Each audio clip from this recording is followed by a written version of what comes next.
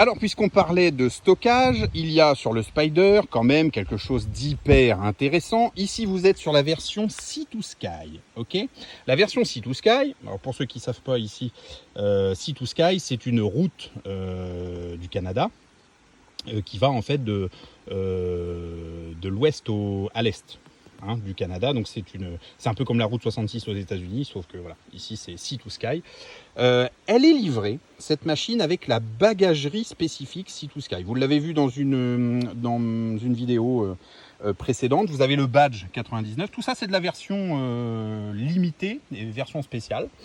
Et puis vous avez un petit truc juste là, regardez, eh bien on peut ouvrir un coffre de bagagerie. Alors comment ça se passe? On pousse.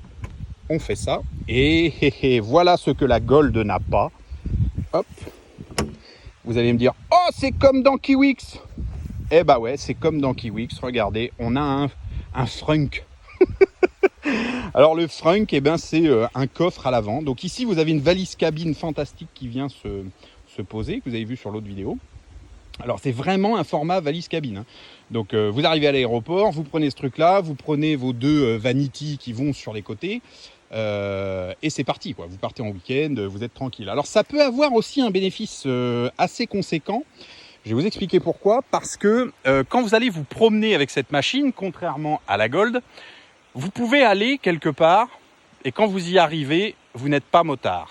Alors ça, c'est plutôt sympa pour ceux qui ont l'habitude de se rendre dans même des concentrations ou ce genre de choses. Et bien ici, en fait, on arrive, on met les vestes qui sont très volumineuses, parfois en cuir pour certains. Eh bien, on les met dans le coffre à l'avant. On met les deux casques à l'arrière. Les gants, le matériel, tout ce qui s'ensuit, vous pouvez les mettre dans le latéral ou même à l'arrière ou encore à l'avant tellement il y a de place. Et vous êtes en claquette, vous sortez les claquettes, c'est réglé, claquette t-shirt. Et vous n'avez pas chaud là, suant comme on en voit partout, avec les vestes en cuir, en train de porter les casques en ville et tout ce qui s'ensuit. Ça, c'est terminé. Voilà l'un des avantages particuliers quand même du Spyder RT Limited. Ok ? Donc ça, c'est quand même à savoir. Je pense qu'il y a peu de gens qui le disent. Et c'est franchement génial. Donc ça, c'est le guide du conducteur et tout ce qui s'ensuit. Il faut laisser ça dedans. Avec la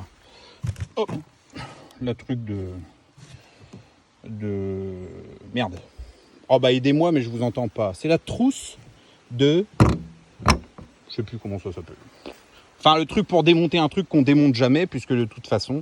La machine est non seulement garantie, mais en plus vous avez l'assistance intégrale et tout ce qui s'en suit. Ici, c'est une machine qui, au final, vaut à peu près le même prix que la Gold, à savoir, allez, on va dire à la fourche, 40 000 € chacune. Mais ici, vous allez avoir beaucoup plus de consommables. C'est-à-dire que déjà, vous avez 3 pneus au lieu de 2 à changer quand il y a besoin. Ici, mine de rien, ce sont des pneus spécifiques à Can-Am, et donc vous n'allez pas mettre des pneus standards comme sur la Gold. Donc très peu de distribution, très peu de marques de pneus qui en font, et donc très cher, on vous alpague et c'est réglé. Mine de rien, si on doit être objectif, avec un... Alors j'ai pas parlé de moteur ici, Ici c'est un 6 cylindres en ligne de 1800 cm3, un 1800 donc, et là c'est un 1330, donc un 1300 3 cylindres. Eh bien, quoi qu'on en dise, si on veut être objectif et si on ne veut pas mentir aux gens, il sera compliqué ici d'aller faire plus de 100-150 000 km, même en entretenant bien et tout ce qui s'ensuit. Ça reste un 3 cylindres. Donc c'est compliqué de faire plus de 100 000 bornes, alors qu'ici, on voit des Gold, des vieilles, bien entretenues, qui sont à 350, 400, même 500 000 km. Donc il y a quand même une différence. Le Spyder, mine de rien, va vous coûter plus cher sur le long terme. Donc ça, c'est quand même intéressant à savoir. Et puis la consommation, bien entendu, malgré qu'elle fasse le même poids, quasiment, donc 400 kg, eh bien vous aurez plus d'essence à mettre dans PPR que dans Mémère. Ok ? Donc ça, c'est quand même intéressant aussi de le savoir. Quoi d'autre ? Alors ici, on va avoir une boîte totalement automatisée.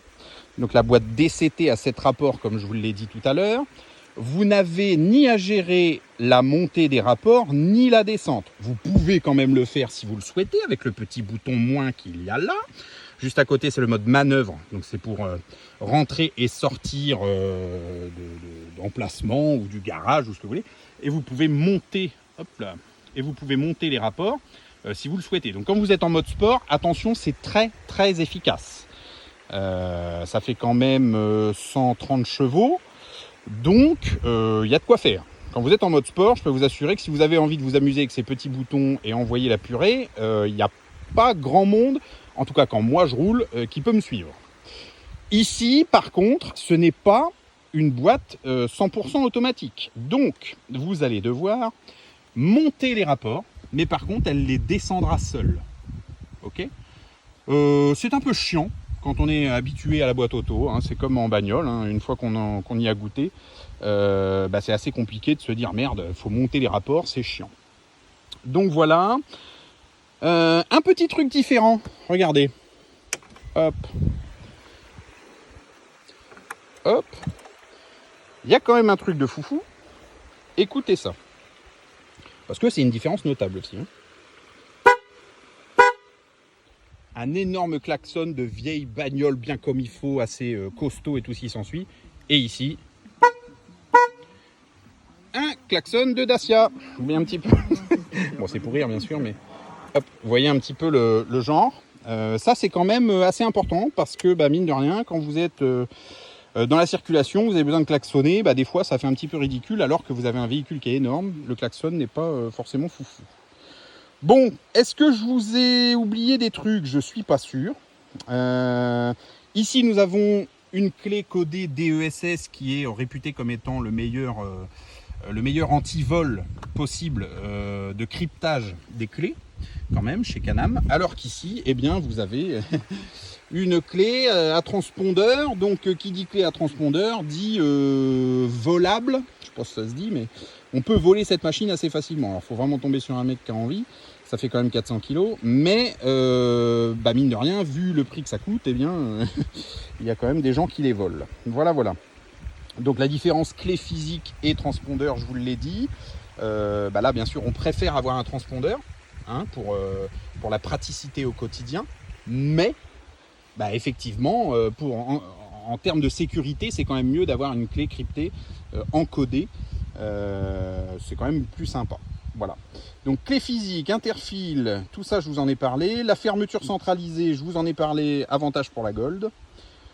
Et puis je crois que c'est fini. Voilà, les marchepieds on en a parlé. Si vous avez plus de questions, n'hésitez pas, bien entendu. Vous n'avez pas affaire à un vendeur de moto ou un vendeur de bagnole. Toutes les voitures de luxe que je vous ai présentées, que ce soit sur YouTube ou d'autres chaînes, toutes les motos que je vous présente sont les miennes en perso. Donc il n'y a pas de piège, il n'y a pas de mensonge, il n'y a pas de tout ça. Je vous dis, mais objectivement, tout ce qui se passe. Voilà. Vous voyez, mon MV Agusta 800 Dragster RR est tout neuf, pour dire, je sais pas, il doit avoir 1000 km. Le shifter est déjà mort. Vous voyez, par exemple, ça, c'est un scandale. Ouais, encore une machine à 22 000 balles.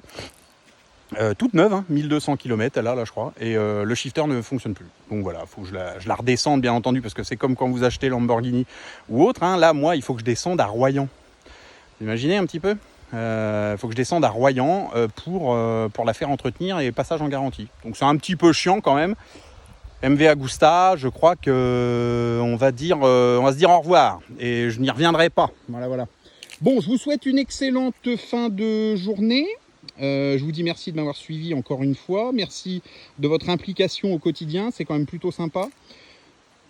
Si vous avez des questions, vous posez ça en commentaire, j'y répondrai avec plaisir. Et puis on se retrouve, je vous ferai une démo de mon nouvel AK. AK550 2022 qui vient d'arriver hier en box, livré par un camion, c'était rigolo. Je vous fais une petite démo, mais je ne vous la ferai que quand il sera préparé. Et là, attention, accrochez-vous parce que je pense que ça va être toujours pareil. L'une des machines les mieux équipées de France et ça va envoyer du steak. Voilà. Allez, je vous fais plein de bisous et à très vite sur TikTok ou sur YouTube comme vous le souhaitez. À plus tard, bye bye.